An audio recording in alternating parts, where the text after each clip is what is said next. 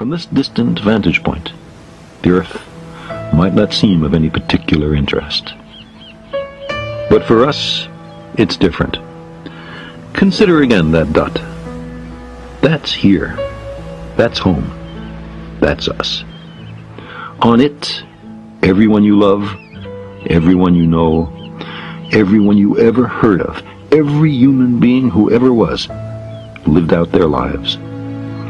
The aggregate of our joy and suffering, thousands of confident religions, ideologies, and economic doctrines, every hunter and forager, every hero and coward, every creator and destroyer of civilization, every king and peasant, every young couple in love, every mother and father, hopeful child, inventor and explorer, every teacher of morals, every corrupt politician, every superstar, every supreme leader, every saint and sinner in the history of our species lived there, on the mote of dust, suspended in a sunbeam. The Earth is a very small stage in a vast cosmic arena. C'est fascinant. À chaque fois que j'ai des interrogations sur ma vie, sur le monde, sur ce qui m'entoure, que j'ai des doutes, cet extrait que vous venez de voir, Un point bleu pâle de Carl Sagan, me ramène toujours à la réalité. Et je ne sais pas pourquoi, je trouve cela particulièrement réconfortant. Bienvenue à vous.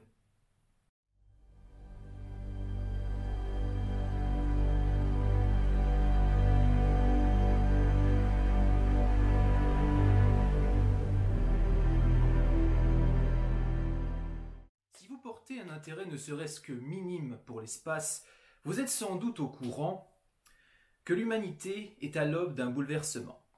En effet, d'ici quelques dizaines de décennies tout au moins, notre espèce sera probablement amenée à peupler le système solaire, dans la mesure de ses possibilités techniques, bien évidemment. Et si d'ici là, on ne se sera pas entretué dans une troisième guerre mondiale. Un futur proche, voire très proche, en somme.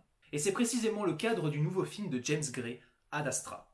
Avec en vedette un acteur désormais mythique et à l'affiche du nouveau film de Quentin Tarantino, Il était une fois à Hollywood, je veux bien évidemment parler de Brad Pitt. Que vaut ce nouvel Odyssée spatiale ou astrale? Je déteste ce terme, valoir. Comme si sous prétexte que ce film a coûté probablement un budget très important, il fallait forcément qu'il ait une valeur. Comme s'il n'était pas différent d'un sac de pommes de terre ou d'une salade qu'on achète au supermarché. Pour vous être tout à fait honnête, ce qui m'a marqué dans ce film, ce n'est pas ce que j'ai vu, mais plutôt ce que j'ai compris. Un message magnifique. Même si vous pouvez en quelques clics acquérir la connaissance du scénario, je vais tout de même vous le rappeler. Roy McBride est un ingénieur astronaute travaillant dans une station d'observation sur Terre, que j'ai d'ailleurs au début pris pour un ascenseur spatial, ce qui n'est pas le cas. J'ai été déçu. Une surcharge a alors lieu sur cette station, la détruisant et causant également un nombre très important de dégâts à travers le monde. Selon la NASA, ce phénomène ne serait pas naturel, mais causé par une activité humaine qui serait celle de son père, Clifford McBride, lui-même astronaute parti explorer les limites de notre système solaire et dont la dernière position connue était autour de Neptune il y a 16 ans. Roy est alors missionné pour aller chercher son père et faire cesser ce qui cause ces surcharges. Je ne vais pas m'étendre outre mesure, mais le sentiment qui m'a habité durant ce long métrage était que malgré mon admiration pour ces avancements technologiques, de l'expansion humaine dans le système solaire, je n'avais qu'une seule envie, c'était de retourner sur Terre. Et c'est précisément le message qui nous est transmis. Tout au long du film, Roy passe par des étapes. Il part de la Terre et rejoint la base lunaire. Il ne manque pas d'ailleurs de nous partager son mépris de ce qu'est devenu ce lieu. On a perdu le charme, le mystère de ce satellite naturel, de toutes les aspirations magnifiques qu'il a pu susciter. Tout ça pour en faire un vulgaire centre commercial avec des publicités, des subways et autres chaînes de magasins semblables de la société de consommation. Il le dit lui-même, on retrouve ce qu'on cherche à fuir sur Terre. Et cela m'a paru particulièrement triste car on sait d'autant plus que cela est possible. On retrouve également les mêmes conflits primitifs de ressources avec l'exemple de l'attaque des pirates. De toute façon, nous le savons, si l'humanité cherche à gagner l'espace, ce sera avant tout pour ce qu'il a matériellement à offrir. Et cela engendrera inévitablement des conflits.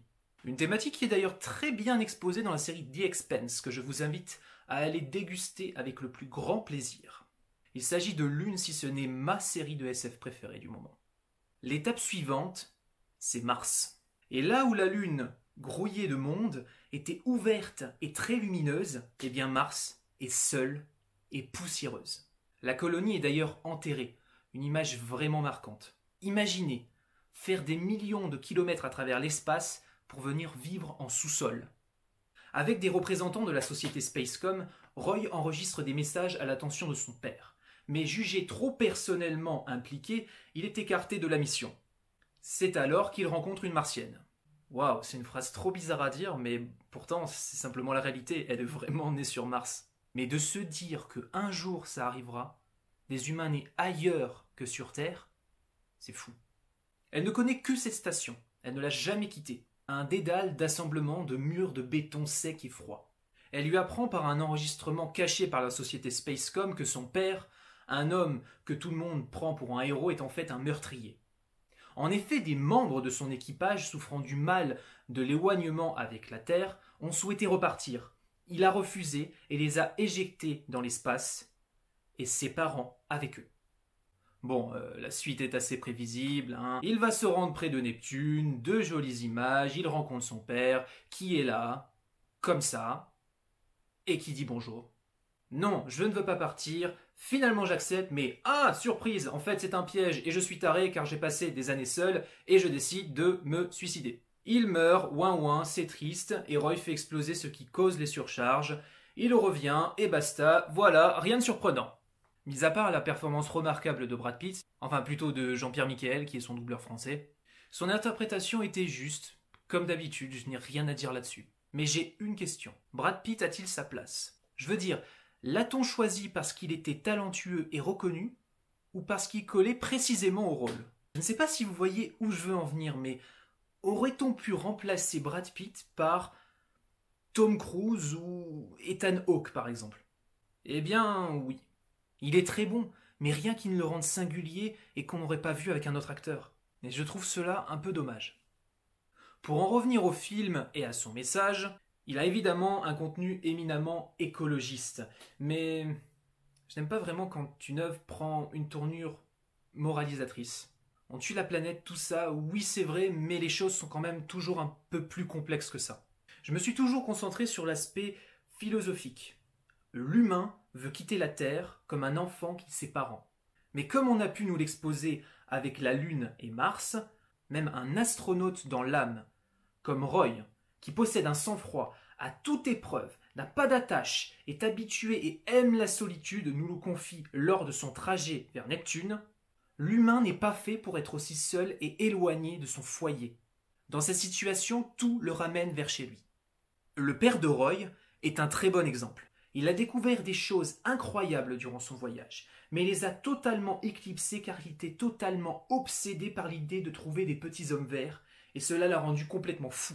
On veut partir pour trouver quelque chose que l'on possède déjà ici, ce qui se rapproche le plus de la perfection. L'exploration spatiale ne sera pas comme un épisode de Star Trek ou de Star Wars. Loin de là.